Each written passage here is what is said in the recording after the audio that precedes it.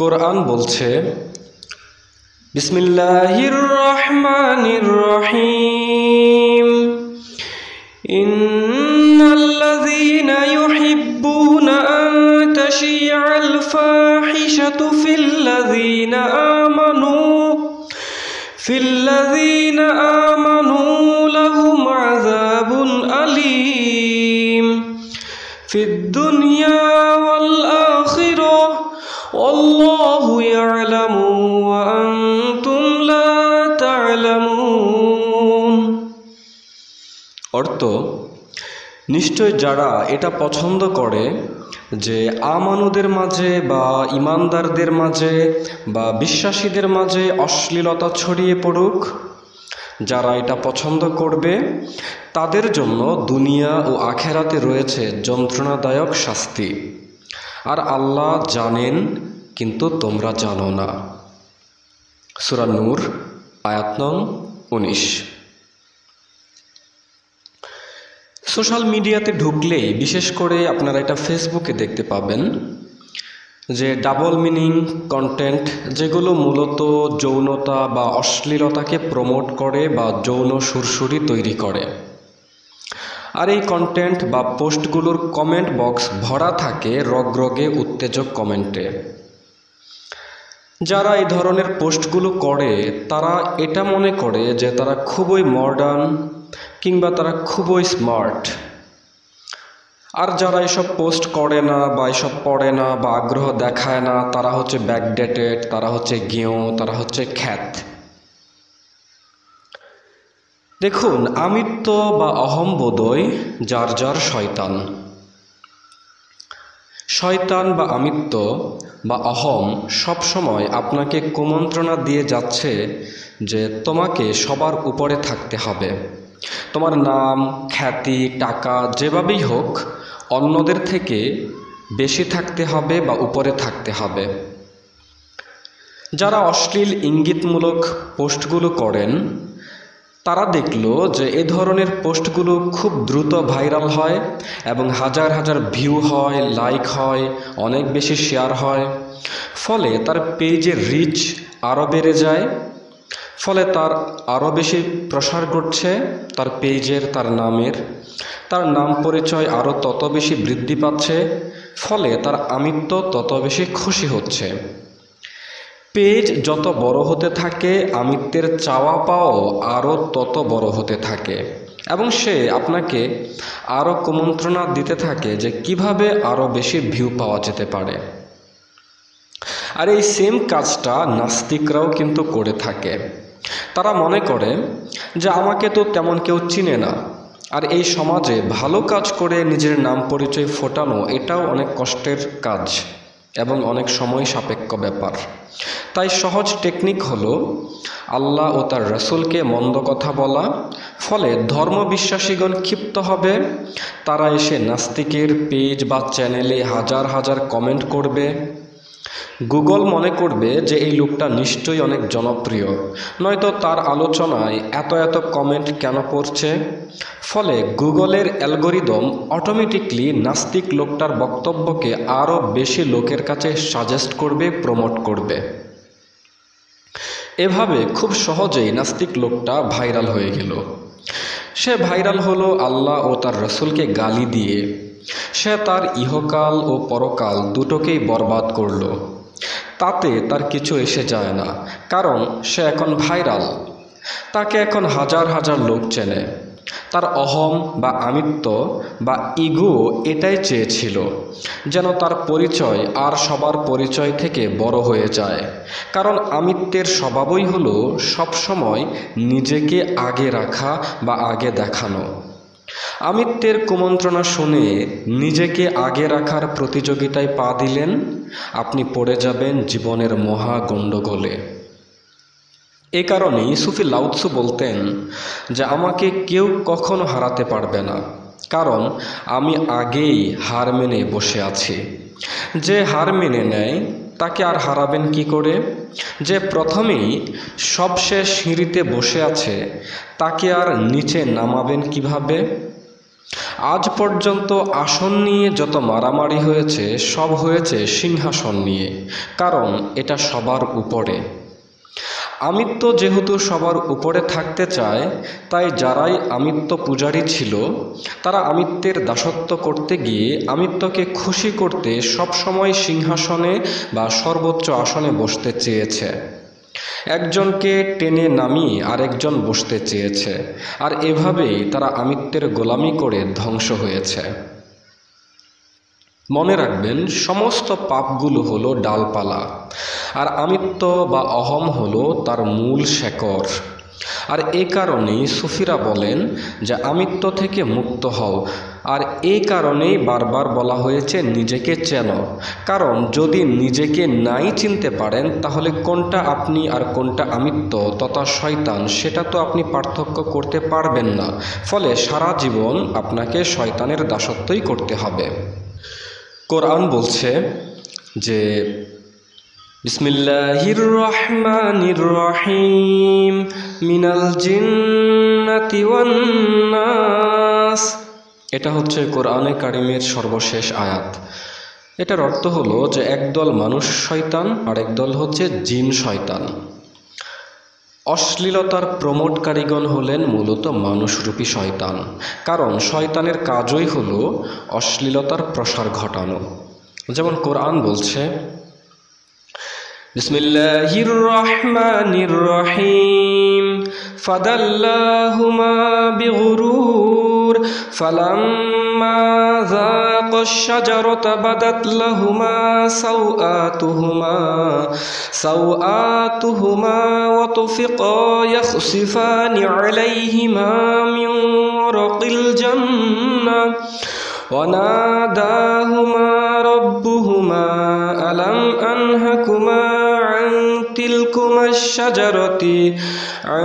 تِلْكُمَا الشَّجَرَةِ وَأَقُلْ لَكُمَا إِنَّ الشَّيْطَانَ لَكُمَا عَدُوٌّ مُبِينٌ।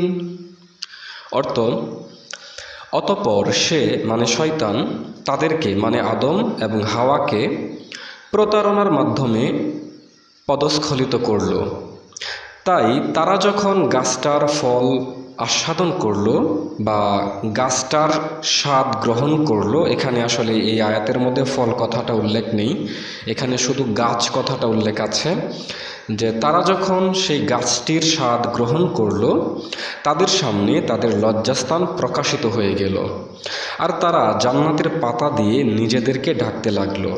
এবং তাদের রব তাদেরকে ডেকে বললেন যে আমি কি তোমাদেরকে ওই গাছটি থেকে নিষেধ করিনি এবং তোমাদেরকে বলিনি যে নিশ্চয়ই শয়তান তোমাদের জন্য প্রকাশ্য শত্রু? এটা সূরা আরাফের 22 নম্বর আয়াত। এই আয়াতের রহস্যটা কি? হযরত আদম আলাইহিস সালাতু ওয়াস সালাম এবং হাওয়া আলাইহিস সালাতু ওয়াস সালাম কোনো কাল্পনিক জান্নাত বা স্বর্গে ছিলেন না, তারা এই পৃথিবীতেই ছিলেন। তাদের দেহমন ও পারিপার্শ্বিক অবস্থা ছিল আনন্দে ভরপুর তথা জান্নাতে ভরপুর। এটাই হচ্ছে তারা জান্নাতে বসবাস করছিলেন। তাদের ভেতর থেকে তাদের রব ডেকে বলেছিলেন যে তোমরা যেখানে ইচ্ছা যাও, যা ইচ্ছা খাও, কিন্তু নিষিদ্ধ গাছটির স্বাদ নিও না। এই আয়াতে শাজারা শব্দটা কিন্তু আছে। শাজারা শব্দের অর্থই হচ্ছে গাছ, কিন্তু অধিকাংশ অনুবাদকগণ এর মর্মার্থ বুঝতে না পেরে তারা শাজারা মানে গাছকে অনুবাদ করেছেন গাছের ফল হিসেবে। অথচ ওনাদের উচিত ছিল আল্লাহ যেটা যেভাবে বলেছেন সেভাবেই অনুবাদ করা, যাতে পরবর্তী প্রজন্ম গবেষণা করে প্রকৃত রহস্য উদ্ঘাটন করতে পারে। এই আয়াতে পরিষ্কার বলা হয়েছে যখন তারা এই গাছটির স্বাদ নিল, কিন্তু অনুবাদকগণ অনুবাদ করে রেখেছেন যে যখন তারা মানে আদম ও হাওয়া নিষিদ্ধ গাছটির ফলের স্বাদ নিল। অনুবাদকগণ অনুবাদের সময় হয়তো চিন্তিত ছিলেন যে গাছের ফল খাওয়া যায়, কিন্তু গাছ তো খাওয়া যায় না। সুতরাং যদি অনুবাদ করি যে তারা যখন গাছটির স্বাদ নিল, তাহলে এটা শুনতে হাস্যকর এবং অযৌক্তিক লাগতে পারে। এই চিন্তায় হয়তো তারা গাছটির জায়গায় গাছের ফল অনুবাদ করে রেখেছেন। যাই হোক, আমরা এখন মূল কথায় আসি। বাহিরে স্থির হয়ে দাঁড়িয়ে থাকা গাছ যেমন গাছ, প্রতিটি মানুষও এক একটি গাছ। প্রকৃতির সব গাছ যেমন একরকম নয়, মানুষ গাছও সব একরকম নয়। কোনো গাছের ফল মিষ্টি, কোনো গাছের ফল তিতা। মানুষ গাছেরও কোনো গাছের ফল মিষ্টি, কোনো গাছের ফল তিতা। মানুষ গাছের ফল হলো তার আচরণ, তার চিন্তা, তার কর্মপদ্ধতি এবং তার সন্তানাদি। একটি নিম গাছ সারা জীবন তাকে নিম গাছই থাকতে হয়। নিম গাছ হিসেবে সে জন্ম নেয়, নিম গাছ হিসেবে তাকে মরে যেতে হয়। একটি আঙুর গাছ হিসেবে জন্ম নেয়, আবার আঙুর গাছ হিসেবেই তাকে মরে যেতে হয়। প্রকৃতির মাঝে জন্ম নেয়া গাছগুলো যে রূপে জন্ম নেয় সে রূপেই তাকে মরতে হয়, এর বাহিরে যাবার কোনো সুযোগ নেই। কিন্তু মানুষ এমন গাছ, সে চাইলে তার তিক্ত কথা, তিক্ত স্বভাব, বিষাক্ত চিন্তার মাধ্যমে যেমন তিক্ত গাছ হতে পারে, আবার সে চাইলে মিষ্টি আচরণ, সৎ চিন্তা, সৎ কর্মের মাধ্যমে মিষ্টি ফলের গাছও হতে পারে। যখন একজন মানুষের ভেতর রাগ থাকে তখন সে রাগ বৃক্ষ, যখন তার ভেতর দয়া থাকে তখন সে দয়া বৃক্ষ, যখন তার ভেতরে লোভ থাকে তখন সে লোভ বৃক্ষ, যখন তার ভেতর প্রেম থাকে তখন সে প্রেম বৃক্ষ, যখন তার ভেতর হিংসা থাকে তখন সে হিংসা বৃক্ষ, যখন তার ভেতর মায়া থাকে তখন সে মায়া বৃক্ষ, আর যখন তার ভেতর কাম বা যৌনতা জাগ্রত থাকে তখন সে নিষিদ্ধ বৃক্ষ বা কাম বৃক্ষ। শয়তানের কুমন্ত্রণায় আদম ও হাওয়ার ভেতরে একে অপরের জন্য কাম বাসনা বা যৌন বাসনা জেগে উঠল। ফলে তারা একে অপরের জন্য নিষিদ্ধ বৃক্ষ হয়ে গেলেন এবং তারা একে অপরের স্বাদ গ্রহণ করলেন, শরীরের স্বাদ গ্রহণ করলেন, ফলে তারা নিষিদ্ধ বৃক্ষের স্বাদ নিলেন। আর এই কারণেই কোরআনে যতবার আদম ও হাওয়ার ঘটনা বর্ণিত হয়েছে সবখানেই নিষিদ্ধ গাছের স্বাদ নেয়ার কথা বলা হয়েছে, কোথাও নিষিদ্ধ গাছের ফলের কথা বলা হয়নি। আরেকটা বিষয় খেয়াল করুন, এটা যদি সত্যি কোনো খাওয়ার ফল হতো তাহলে এটা হাতে নিয়ে মুখে খাবে, লজ্জাস্থান প্রকাশ হওয়ার কি আছে এখানে? তারা নিষিদ্ধ গাছের স্বাদ নিয়েছিলেন, আর এটার স্বাদ নিতে লজ্জাস্থান প্রকাশ করতে হয়। শয়তানের প্ররোচনায় তারা সেটা করে ফেলেছিলেন, ফলে তাদের জীবনে যে অনাবিল শান্তি বা জান্নাত ছিল, আল্লাহ সেই শান্তি বা জান্নাত ছিনিয়ে নিলেন। এজন্যই যে ব্যক্তি যত বেশি যৌনতায় ডুবে থাকবে তার জীবন তত বেশি অশান্তির থাকবে। কিন্তু শয়তান তো সবসময় মনের ভেতরে কুমন্ত্রণা দিয়েই যাচ্ছে, যেভাবে আদিপিতা আদম ও তার স্ত্রী হাওয়াকে দিয়েছিল। আর এই কুমন্ত্রণার শিকার ব্যক্তিরা নিজেরা তো অশ্লীলতায় ডুবে থাকেই, এমনকি অন্যরাও যেন এই অশ্লীলতায় সামিল হয় সেজন্য অশ্লীলতা সংশ্লিষ্ট কন্টেন্ট তারা পোস্ট করে এবং তারা নিজেদেরকে খুবই স্মার্ট মনে করে। আসলে এরা নির্বোধ, কারণ এর ফলে তারা তাদের জীবনকে জাহান্নামের আগুনে বা অশান্তির মাঝে ফেলে দিচ্ছে। তাই দেখবেন বাহির থেকে দেখলে মনে হয় এরা খুবই সুখী, কিন্তু তাদের ভেতর প্রবেশ করে দেখুন তারা কতটা অশান্তিতে, কতটা ডিপ্রেশনে তাদের জীবনকে পার করছে। কারণ যারা অশ্লীলতার প্রসার ঘটাতে চায় আল্লাহ তাদেরকে ইহকাল ও পরকালে লাঞ্ছিত করেন। এজন্য মনে রাখবেন, বিয়ে হলো যৌনতাকে নিয়ন্ত্রণ করার সর্বনিম্ন পদ্ধতি। এর চেয়েও আরও উন্নত উপায় আছে যৌন জীবনকে নিয়ন্ত্রণ করার। মূলত সুফিগণ বলেন, আপনার জীবনী শক্তি যদি নিম্নগামী থাকে তাহলে এটাকে যতই নিয়ন্ত্রণ করেন না কেন এটা আপনাকে অস্থির করবেই। তাই এটাকে সাধনার মাধ্যমে ঊর্ধ্বগামী করুন, ফলে এটা কাম থেকে প্রেমে রূপান্তরিত হয়ে যাবে। কিন্তু এটাও ঠিক যে কিছু মানুষ স্ত্রী সঙ্গ চায়। একান্তই যদি আপনি স্ত্রী সঙ্গ চান তাহলে জীবনী শক্তিকে নিম্নগামী না করে বরং জীবনী শক্তিকে ঊর্ধ্বগামী রেখেই কিভাবে স্ত্রী সঙ্গ করা যায় সেই শিক্ষা মুর্শিদের কাছ থেকে শিখতে হবে। নয়তো আপনি নিজের মতো করে যতবার স্ত্রী সঙ্গ করবেন আর আপনার শক্তিকে নিম্নগামী করবেন ততবার আপনি নিষিদ্ধ বৃক্ষের স্বাদ নেয়ার সাজা ভোগ করবেন।